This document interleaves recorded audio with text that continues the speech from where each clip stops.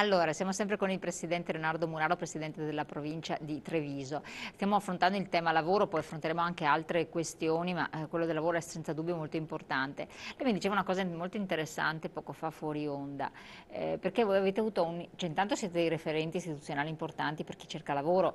Prima il telespettatore ha chiamato con delle disabilità, però se non altro l'entrata nell'azienda c'è stata, per carità giustamente alcuni non ce la fanno ad entrare perché far entrare in azienda certe persone, se non c'è la professionalità adeguata, risulta anche difficile, però se non altro è entrato, poi l'uscita va studiata individualmente. E volevo capire appunto questa cosa qui, che voi avete avuto un incremento di richieste da parte delle aziende.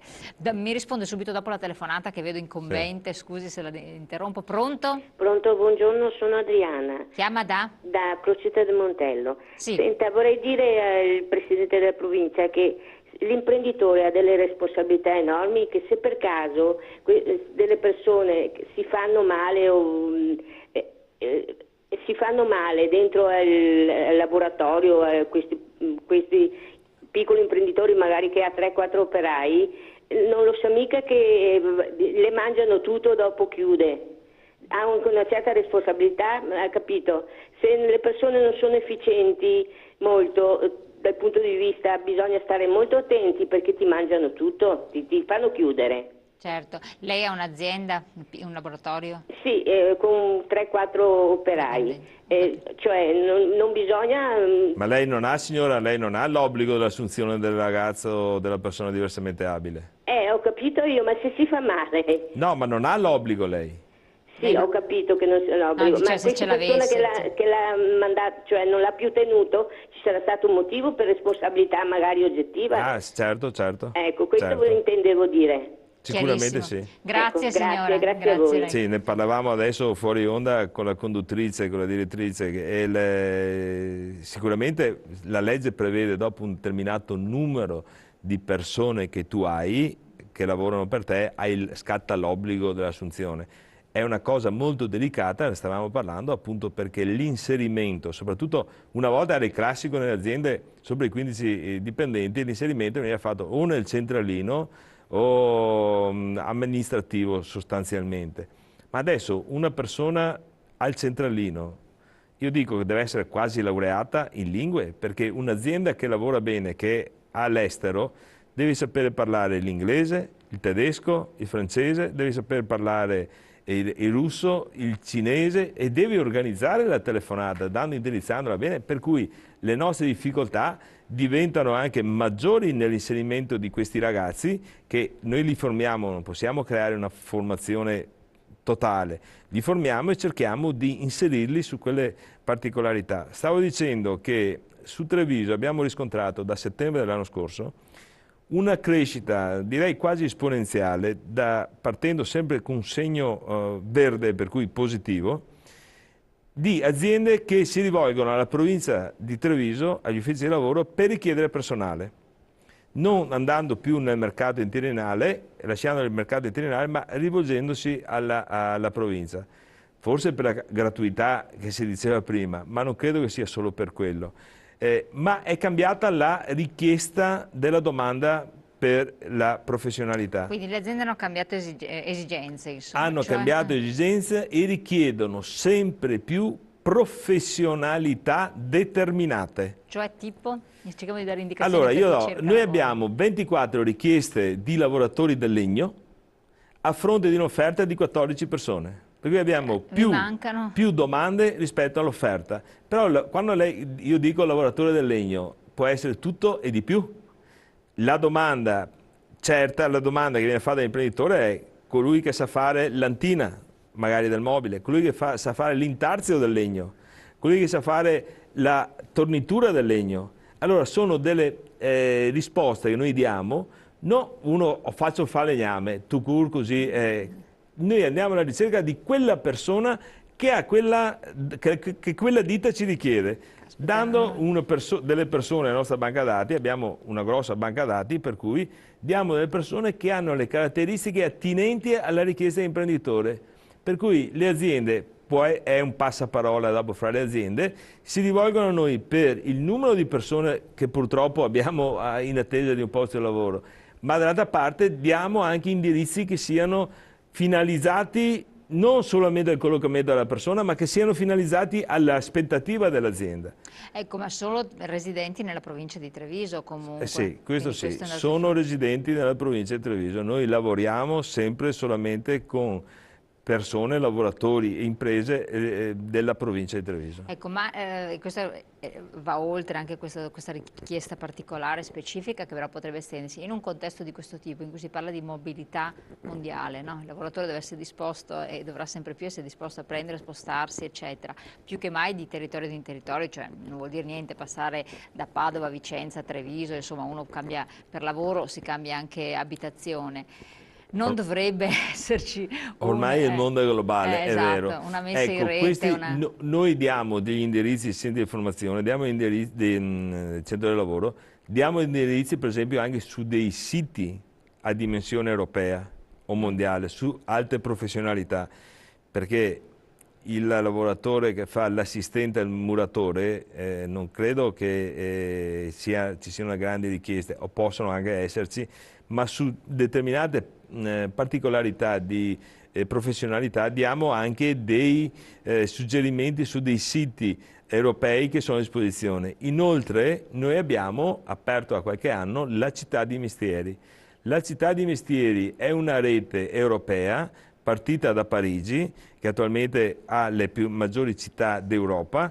In questa rete c'è un flusso di domanda e offerta per opportunità ai lavoratori, soprattutto ai giovani, per cui diamo anche una mano per coloro che vogliono approcciare un'esperienza a livello per cui extra paese, a dimensione continentale europea, ma anche a livello un po' mondiale. Città dei mestieri, per mestieri cosa si intende? Quindi professioni tipo artigianali di questo tipo, competenze di questo tipo, oppure complessivo, lato senso, vasto 360 gradi, era un progetto europeo partito da Parigi, un progetto che ha messo in rete, su domanda e offerta, ha messo in rete varie tipologie di lavoro, dall'ingegnere all'elettromeccanico, insomma, per quindi dire. varie opportunità. Questo non ha limiti di età oppure... No, questo è una domanda offerta complessiva. Noi siamo partiti un po' per primi a Treviso, adesso mi sembra che c'è anche a Milano e a Genova. Che per avere informazioni, perché poi capita spesso che le persone, anche delle nostre trasmissioni che facciamo la sera, abbiamo avuto più volte ospiti lavoratori in cerca di occupazione, eccetera, che vengono, lanciano i loro appelli e tante volte dicono non sanno dove andare a cercare. Poi gli si dice la regione fa, però il mondo del web è un qualcosa di sul vastissimo. sito della provincia di Treviso sicuramente trovano ufficio del lavoro, trovano gli indirizzi per quanto riguarda questa opportunità di consultare queste banche dati che ci sono a disposizione. Quindi esistono queste banche dati, questo è importantissimo. Esatto, o chiamando, ma basta scrivere anche un'email alla provincia di Treviso o all'ufficio al centro per l'impiego, che lo trovano perché è guidato per arrivare fino nel nostro sito internet, e arrivano direttamente al centro per l'impiego, là possono trovare o la persona con il numero di telefono da consultare oppure tutte le informazioni informatiche. Quindi è importante averle. Secondo i dati che voi disponete, chi sono più i cercatori di lavoro? Gli over 50, quindi persone che hanno già un'esperienza, over 40, quello che può essere, con esperienza, oppure sono i giovani? Perché ci sono notizie che comunque i giovani, una parte, non è che proprio si sta accanendo nella ricerca del lavoro finché esiste la famiglia che li può sostenere o comunque possono permettersi insomma degli spazi diversi. Ma sì, questa è una domanda molto attinente. Sicuramente coloro che sono alla disperata ricerca di più, sono ovviamente quelle persone espulse dal mondo del lavoro, gli over 50, ma anche i quarantenni, il settore donna, dove abbiamo affrontato anche dei percorsi specifici per le donne, che hanno più fame di lavoro, perché quelli magari non hanno un ammortizzatore sociale, sono usciti dalla cassa integrazione ordinaria, straordinaria, in deroga, finiscono la mobilità e si trovano poi che non hanno neppure la sussistenza quotidiana, per cui questi sono sicuramente quelli che hanno più la necessità e sono quelle figure che è anche più difficile collocare per le professionalità, per l'età, perché l'imprenditore, come si diceva prima, preferisce prendersi un giovane e formarlo nei vari anni per la propria attività. I giovani, io credo che ci sono tanti giovani che hanno voglia di fare e si stanno anche inserendo magari in lavori non attinenti alla loro studi universitari o scolastici, E poi c'è una area di giovani che invece, affinché hanno i genitori che Che mantiene. che gli sorreggono, fanno ancora, sono alla ricerca della posizione che è prefigurata nella loro ideologia, nella Ma loro fanno testa. bene o non fanno bene? Che cosa si sente di consigliare? Ma guardi, io nei miei percorsi scolastici, mio papà era un artigiano, per cui uno che durante il periodo estivo mi portava sempre a lavorare con lui, 3 mesi di vacanze io non ne ho mai fatti, mi portava a lavorare con lui, una volta non c'erano i problemi di voucher, assicurativi, tutte quelle cose là, ma però da là impari effettivamente la cultura del lavoro. E è finito con mio papà, magari andavo anche a vendemmiare nelle aziende che una volta facevano la vendemmia per prendere magari un po' più di soldini, perché quelli ti pagavano forse meglio di mio papà perché ti faceva lavorare, però ti dava una paghetta misera. Allora, per dire che sicuramente il capire, il saper muovere le mani è importante. La cultura è indispensabile perché è la forma della persona per tutta una vita. Quindi La studiare cultura senza dubbio, generale è chiaro. assolutamente, soprattutto in questo momento, anche perché un ragazzo che vuole approcciarsi per andare adesso in Inghilterra, a Londra ci sono tantissimi italiani, ma in Germania e un po' in tutto il mondo, la cultura, per cui la conoscenza di una lingua è determinante per il successo personale della persona. La conoscenza anche della manualità, avere un minimo di esperienza, sapere che quando ti sfugge il martello, te lo batti sull'unghia, ti viene l'unghia nera e ti fa male per una settimana perché il sangue che ti batte dentro, quello fa imparare anche quello. Che cosa significa lavoro? Perché credo che anche conoscere queste cose qua è importante per un giovane. Cultura indispensabile Con le assolutamente. lingue anche. Sapere con le lingue, Però sapere conoscere dei lavori, sapere provare. ecco come cos'è un cacciavite, come si muove un cacciavite o come fare quelle piccole cosette che credo noi siamo partiti bene come Stato negli anni 60 con i centri formativi e quant'altro perché c'era l'abbinamento lavoro, studio-lavoro. La cosa si è un po' poi scemmata, è un po' uscita e qui entreremo nel tema di questi giorni che è l'articolo 18, però dall'altra parte credo che dovremmo riposizionarsi un po' al modello tedesco dove la vicinanza dell'aspetto formativo scolastico deve essere sempre più abbinato all'aspetto poi anche di pratica Assolutamente, direttamente. sul campo. Un attimo solo la interrompo. Pronto? Pronto? Sì, buongiorno, da dove chiama? Io chiamo la provincia di Treviso. Sì, dica. Niente, volevo parlare con il presidente Eccolo qua. Muraro. Dica. Ecco, io sono iscritto al centro per l'impiego da circa un anno e richiesti di lavoro zero. Proprio zero assoluto. Quanti anni ha, Quindi scusi? Ecco, io volevo dire appunto, io ho 58 anni, 36 anni di servizio, non posso andare in pensione, non trovo lavoro e va.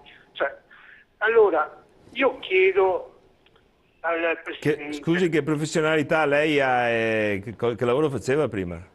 Beh, io ho sempre lavorato nel pubblico e poi adesso in pratica, cioè io avevo calcolato che mi mancavano 2 anni di servizio per andare in pensione e poi è successo con la Fornero, quindi è prolungato ancora 2 anni, insomma in pratica avevo fatto i miei conti perché dovevo accudire mia madre che era malata e quindi vabbè.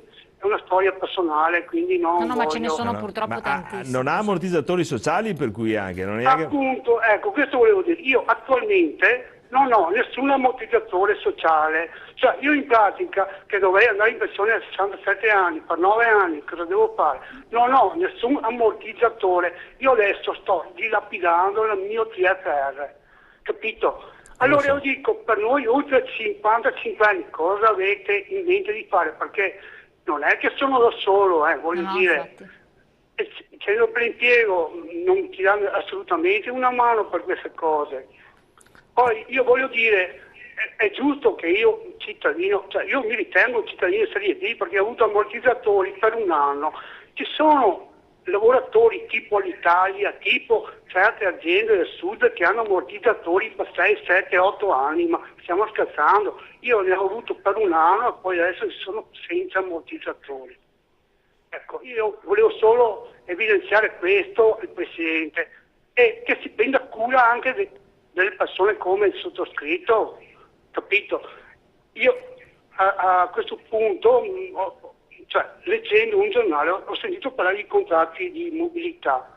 Se mi può dare un'indicazione, perché da quello che ho capito, quelli che sono in mobilità, perché ho fatto domanda di mobilità, non ci sono fondi, quindi la Regione Veneto mi sembra che ha deliberato questi contratti di mobilità. Se sa qualcosa, Certo. altrimenti non importa.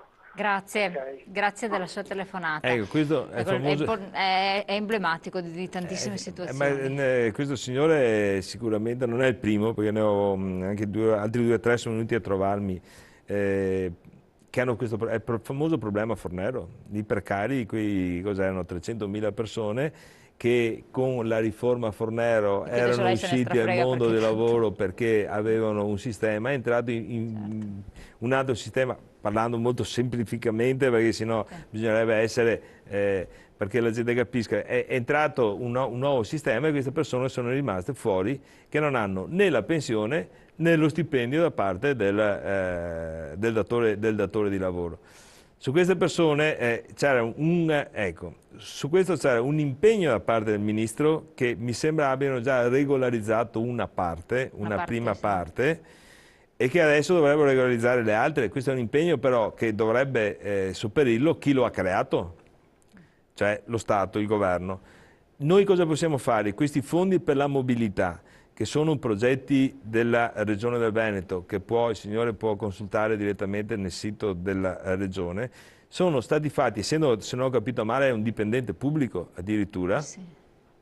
che sono in procinto, dovrebbero essere entrati nell'ultima norme che perlomeno sono state scritte nelle ultime norme dopo di giugno e luglio di quest'anno del governo Renzi, dove dà la possibilità agli enti pubblici di creare queste condizioni di mobilità all'interno del pubblico, delle mobilità anche per quei soggetti che hanno avuto queste problematiche. La cosa non è ben normata legislativamente parlando da parte dello Stato, e per cui c'è sempre il dubbio, perché noi abbiamo dall'altra parte l'obbligo di non assunzioni, di nuove assunzioni, benché questi hanno un regime completamente diverso, perché erano dipendenti pubblici, sono andati via perché sapevano che doveva aspettargli la pensione, invece la pensione non è più arrivata. Su questo però non abbiamo ancora norme definite. Quindi voi non potete muovervi. Noi su questi soggetti cosa facciamo? Cerchiamo di inserire, in base alle loro conoscenze, cercando di inserirli anche con over 60, over 50, per noi significa aiutare anche le imprese, dando anche un piccolo agevolazioni, Quindi fare un progetto benché per legge non ci sono, cerchiamo di inserirli. Dicevo prima, magari riuscisse ad inserire tutte le persone queste che hanno tutte queste problematiche. Comunque state cercando in questo Comunque senso. abbiamo questi progetti specifici anche per queste persone. Come l'altro grosso tema che viene poco discusso sono i dirigenti di azienda. Ecco, ne parliamo subito dopo la pubblicità anche dei dirigenti d'azienda, tra pochissimo.